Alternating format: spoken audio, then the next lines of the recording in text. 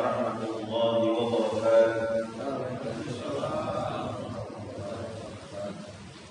Alhamdulillahilladzi hadana li hadza wa ma kunna linahtadiya laula an hadana Allah.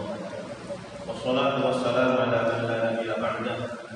Sayyidina Muhammad wa ala alihi wa sahbihi wa mawala. Subhanaka la ilma lana illa ma 'allamtana innaka antal alimul hakim. Wa la haula wa la quwwata illa billahil aliyyil azim. Amma ba'd. Hadirin jamaah subuh yang dirahmati Allah.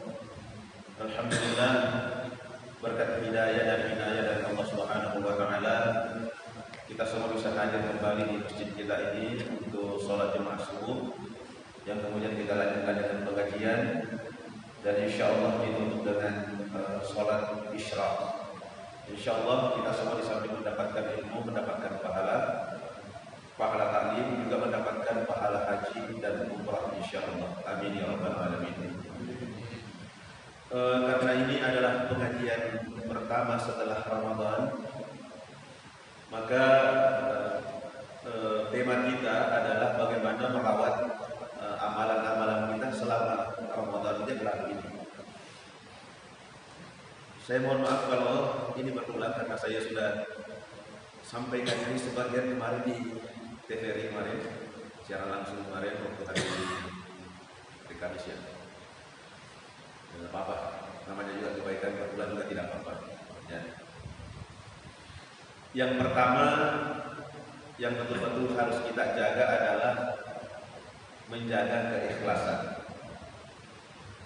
karena ruh daripada amal itu adalah ikhlas.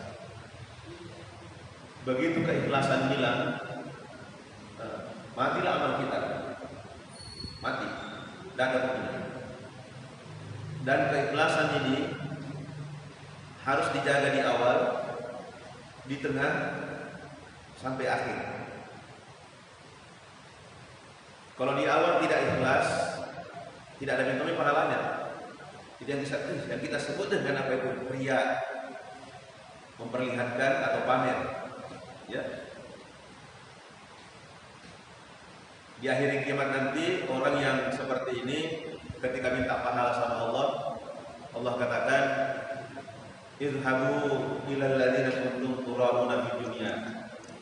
Pergi sana minta pahalanya sama orang yang kau dulu perlihatkan waktu di dunia.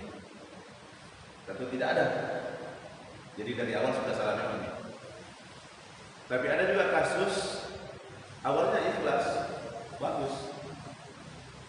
Tapi di belakang kemudian tidak ikhlas.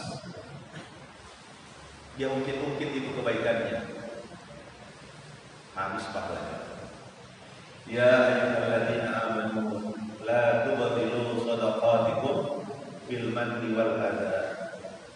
Hai orang-orang yang beriman, janganlah kalian membatalkan pahala sedekahmu dengan mengungkit-ungkit atau dengan kata-kata yang menyakitkan.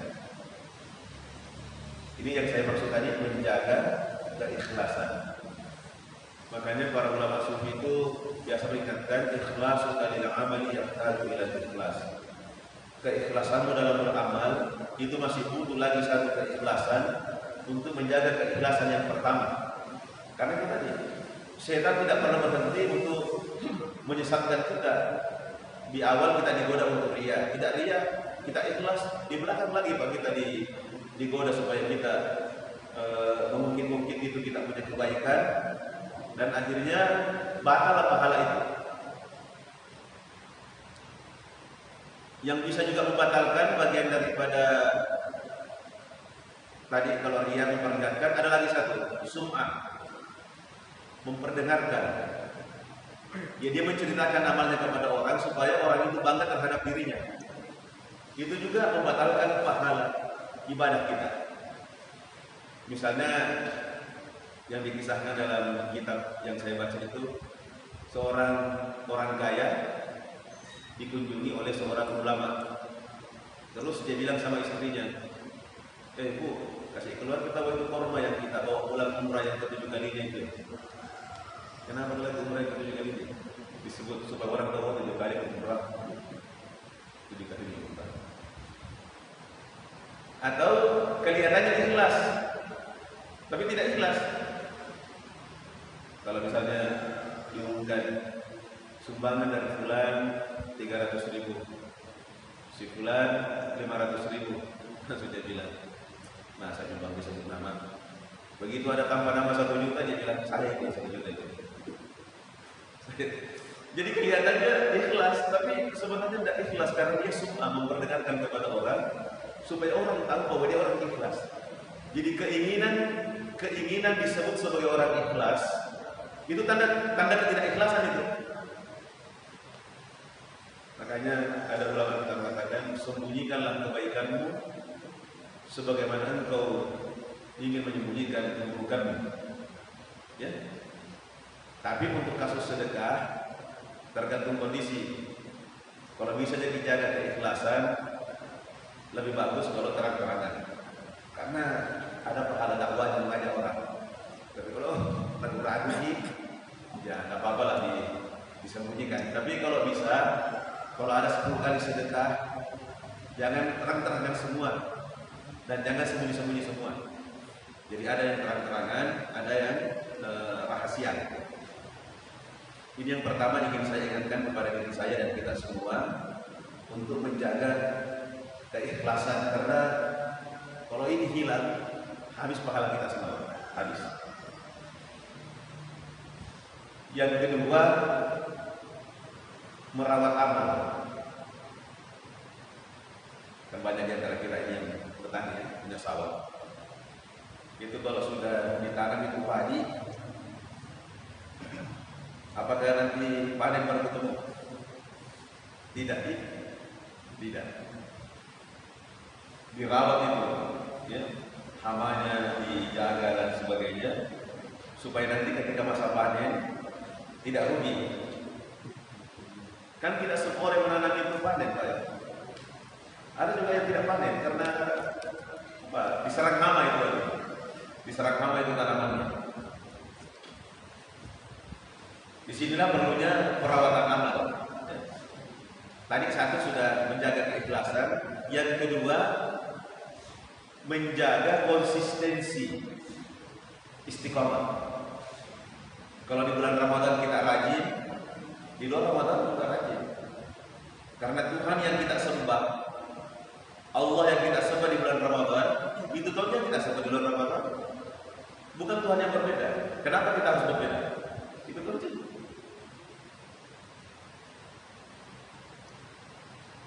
Cuma memang bagi sebagian orang, yang dia lihat itu adalah hadiahnya, bukan melihat yang memberi hadiah.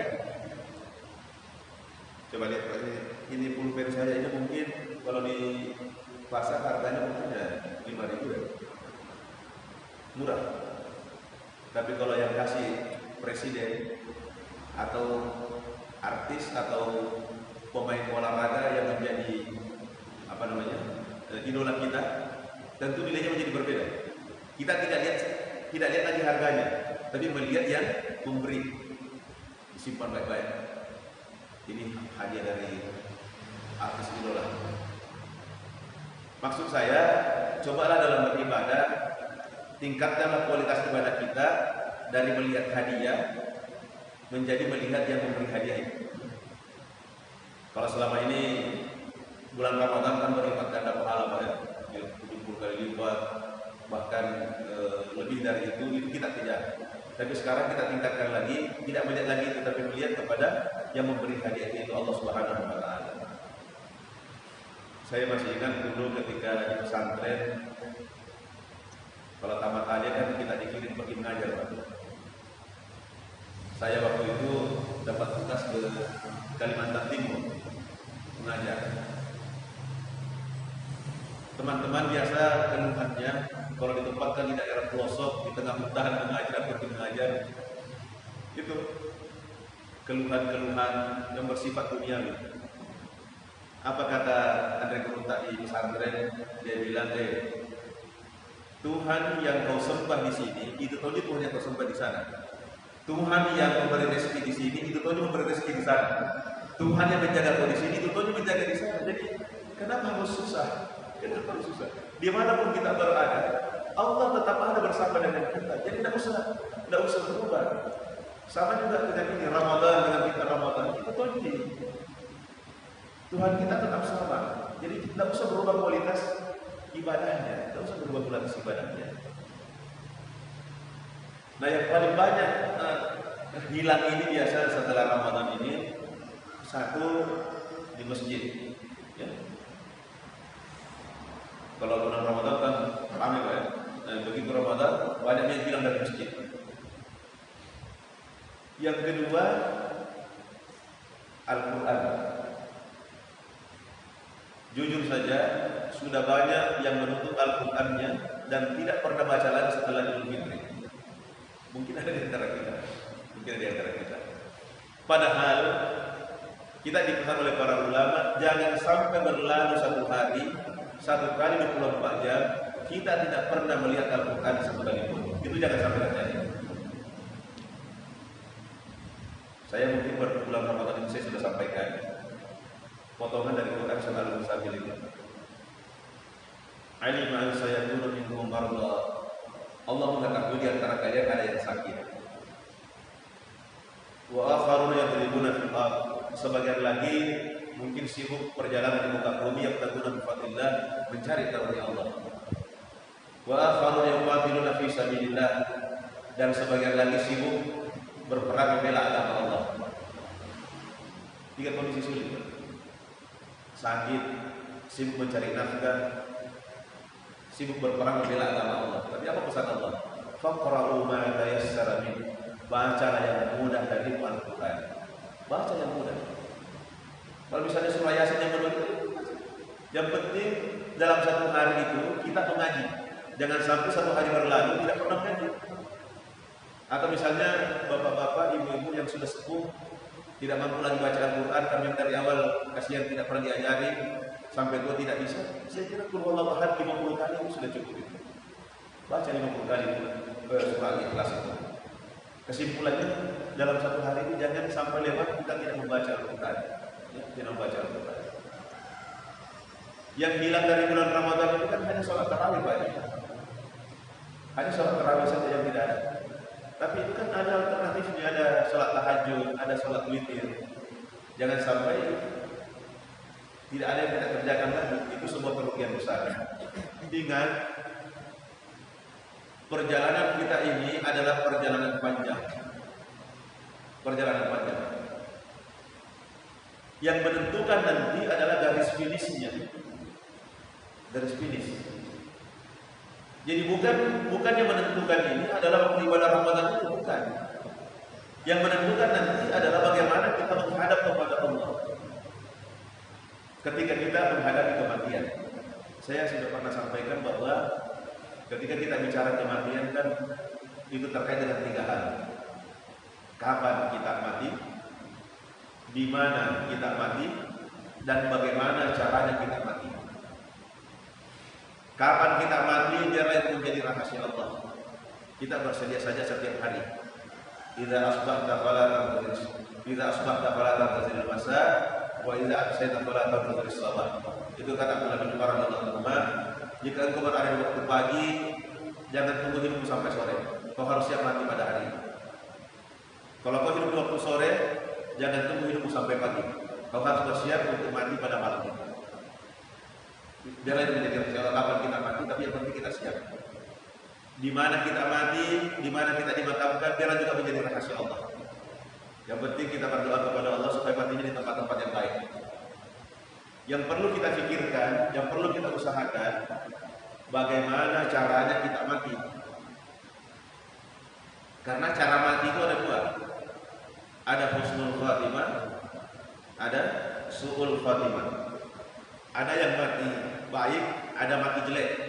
Mati baik itu sementara berbuat baik dia meninggal. Itu kata Rasulullah tanda-tanda di surga. Dan ada juga orang sementara berbuat buruk, berbuat jahat dia mati. Itu su'ul khatimah namanya. Itu tanda-tanda ahli neraka. Cuma tidak boleh dibilangi orang kalau seperti itu. Nah, salah satu caranya untuk mendapatkan husnul khatimah adalah bersikap istiqamah, konsisten. Kenapa? Karena Nabi katakan yamutul mar'u ala ma 'asha alaihi. Orang akan menemui ajalnya itu berdasarkan kebiasaannya ketika dia hidup.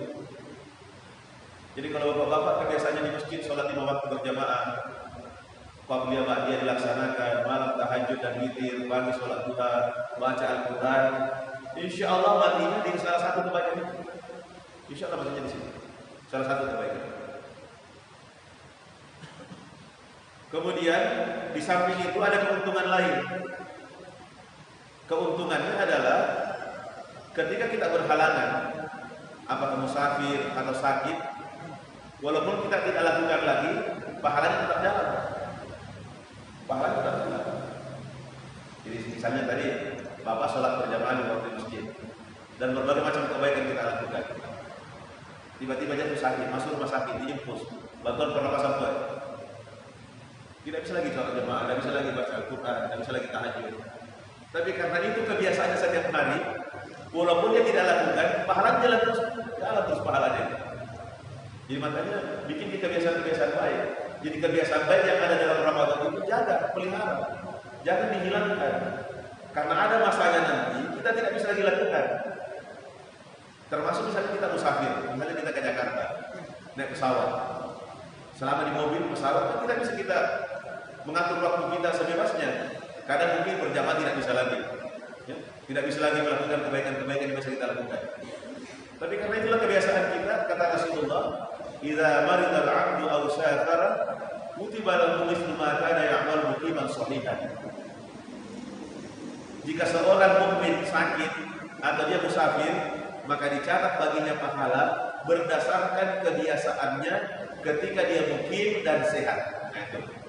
Berdasarkan kebiasaannya ketika mukim dan sehat. Maka sekali lagi bikin kebiasaan yang baik dan konsisten, istiqomah di situ. Apa kata Nabi? Ahabbul a'mali ilallah adwamuha wa in qalla. Amal yang paling dicintai oleh Allah itu adalah yang rutin, yang konsisten, yang istiqamah, walaupun hanya sedikit. Walaupun hanya sedikit, tapi konsisten itu lebih dibandingkan sekali banyak langsung berhenti. Nah, ini satu. Yang kedua, menjaga merawat amal. Satu, ikhlas tadi. Yang kedua, konsisten. Kemudian yang ketiga, insya Allah kan dengan puasa dan qiyam Ramadan yang kita lakukan, dosa-dosa kita kepada Allah itu kan sudah bersih. Makanya hari raya itu disebut hari raya Idul Fitri, kembali kepada kesucian, ya, kembali kepada kesucian. Tapi kan masih ada tersisa dosa kita kepada sesama manusia. Nah, di sini perlunya kita silaturahim, ya, saling minta maaf, memberi maaf dan saling memaafkan. Karena tidak sempurna kesucian kita kalau masih ada urusan kita dengan manusia yang belum beres. Saya kira kita sudah baca hadisnya kemarin waktu pengajian itu tentang hadis diangkatnya amal ke langit. Hadis diangkatnya amal ke langit itu kan ada 3. Ada laporan harian, ada laporan mingguan, dan ada laporan tahunan. Dan ujungnya sama. Ketika Allah menerima laporan dari malaikat, kan Allah bertanya kepada malaikat yang melapor itu, bagaimana ketinggalkan hamba-Mu? Dan setelah laporan selesai, Allah mengampuni seluruh hamba-hambanya yang beriman, kecuali 2 golongan yang tidak diampuni. Yang pertama al-musyrik, orang yang masih menyekutukan Allah. Yang kedua wal musyahid, orang yang masih memiliki dendam kepada sesama muslim yang membuat dia memboikot saudaranya, tidak berbicara lewat dari 3 hari. Ini yang membuat amalnya tidak diterima oleh Allah. Kata Allah kepada malaikat, azirhuma hatta yusbaliha, tangguhkan 2 orang ini sampai keduanya berbaikan. Jadi puasanya, zakatnya dan seluruh amal kebaikannya ditunda oleh Allah, belum diterima. Tangguhkan dulu sampai keduanya berbaikan, Kalau sudah berbaikan baru diterima amalnya. Jadi alangkah ruginya kalau kita karena hawa nafsu yang terpendam di dalam hati kita membuat kita mengorbankan akhirat kita. Disinilah perlunya kelapangan dada untuk memberi maaf minta maaf, memberi maaf dan saling memaafkan. Saya kira ini sebagai pengantar kita masuk sesi tanya jawab atau sesi dialog. Silakan Bapak Ibu kalau ada pertanyaan, silakan. Yang pertama, dia jadi menilai karena Allah di perang-perang di perang agama. Menilai dia masih hak di Gaza di Israel. Nanti nanti ditolong atau nanti dibantu. Walaupun masalah Palestina memang ada urusan dengan serang, tapi kalau masih di atas seluruh umat Islam harus berhak mempertahankan. Dan lagi saya kemalak yang karena kapan negara tanah ini lagi lari di perang agama ini, penantian dibantu Masjid Aqsa. Walaupun Palestina dan mensulatkan siang Israel. Tapi nama Masjid Aqsa urusan seluruh Islam. Yang kedua, karena ia Lailatul Qadri dulu untuk Mutariyoro ini amatai anjir lepas kalau ulangan ciri-ciri nanti karena yang natawa Lailatul Qadri saya dari jauh dari waktu nanti narwalan lepas narwalan karena bisa 10 atau 10 gaun. Yang kedua pun saya waktu bangi dijagai saya Lailatul Qadri waktu jaranmu atau lewat karena terus yang apa karena itu ditawar mana Lailatul Qadri. Artinya ini saya waktu bagi sangat ramutan. Nanti saya kenapa karena itu tanda-tanda Lailatul Qadri. Digunakan kalau Ustaz dibagi lagi maka 25 bulan Ramadan itu Lailatul Qadri. Enak ke? Siapa itu pasangan dan beruntung. Jangan. Iya. Tapi yang kedua silakan. Di masjid ini sudah, kalau saya tidak salah ingat, sudah 3 kali ada pertentangan, kesalahpahaman mengenai tata cara pelaksanaan sholat Idul Fitri dan Idul Adha. Oh iya. Itu sudah 3 kali itu kalau menurut saya setiap tahun itu ada. Apa yang berbeda itu? Perbedaan itu biasanya mengarah juga kepada perdebatan atau hal-hal yang tidak fair kalau menurut saya. Perbedaannya itu Bilal atau anak yang membawa tata cara, yang membawakan tata cara Idul Adha, Idul Fitri yang Nabi Nibah. Itu kalau takbiratul ihram, setelah takbiratul ihram itu setelah dia baca doa kita, dia lanjut tasbih subhanallah walhamdulillah wa la ilaha illallah, baru takbir lagi. Berarti dia mendahulukan tasbihnya daripada takbirnya. Terus di lain pihak termasuk saya takbir dulu baru tasbih. Karena tasbih itu harus diambil oleh takbir. Pertentangan ini masih terus berlanjut dan artinya masing-masing mempertahankan artinya pendapatnya, termasuk orang yang memberikan artinya tata cara, sehingga apa yang dikatakan oleh yang memberikan tata cara itu pasti jamaah ikuti. Jadi kalau dia salah satu jemaah satu masjid, itu yang saya khawatirkan. Tapi saya tidak bersependapat dengan dia karena saya juga baca buku dan banyak mempelajari, belajar juga sedikit-sedikit. Tapi dari segi ini perlu diluruskan. Jadi saya minta tolong Pak Ustaz itu luruskan masalah ini supaya bisa ada.